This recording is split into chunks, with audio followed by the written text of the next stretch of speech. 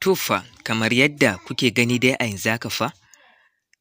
Malam Kabiru tare da mahaifiyar Maryam sun gargaɗi Maryam ɗin tare da Mai Nasara akan kada ya kuskura ya bari a juyarwa da matarsa mahaifa domin kuwa sun ce juyar da wannan mahaifa zai iya jawo matsala a cikin rayuwar Maryam. Haka zalika kuma sun ce su yi haƙuri su haihu a haka domin kuwa ita haihuwa daga Ubangiji ne kamar yadda ita ma cuta take daga Allah, sannan kuma Allah subhanahu wa ta'ala bai saukar da kowace cuta ba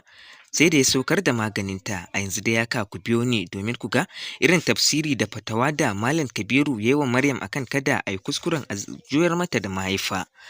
Amma masu kallo da masu sauraro, kafin mu shiga cikin bidiyon gadan-gadan fa, muna ga mai roƙonku da idan har wannan ya kasance shigowarku ta farko,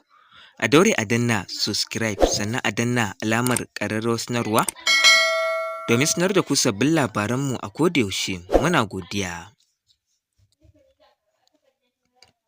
To dai a yanzu haka kamar yadda kuke gani dai, bayan Malam Kabiru ya gargaɗi Maryam tare da Mai Nasara akan kada a yi kuskuren juyar mata da mahaifa, a yanzu dai haka Maryam ita ma ta sare akan wannan lamari da yake shirin afkuwa a cikin rayuwarta, inda ta ce shikenan ita ma a yanzu ta amince za ta ci gaba da haihuwa a hakan a yadda take, ma'ana dai za ta yadda ta haihu da Mai Nasara kawai idan 'ya'yan sun zo a mai sikila shikenan, idan ma ba su zo ba shikenan dai. Domin kuwa Malam Kabiru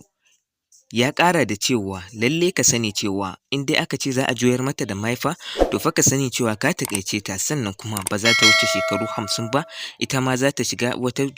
zazzafar cuta mai suna hayanis. Wannan cuta dai duk wanda aka yi wa wannan allura ko kuma aka juyar masa da mahaifa, ma'ana dai aka ba shi wani magani har mahaifarsa ta juya fa, to lallai yana kamuwa da wannan cuta sakamakon baya zubar da ɗa ko kuma a ce ya yi ɓari. Wannan dalili ya sa Malam ya musu wannan faɗa. Sannan kuma a ta daga gefe mahaifiyar Maryam ita kuma ta gargaɗi 'yar tata Maryam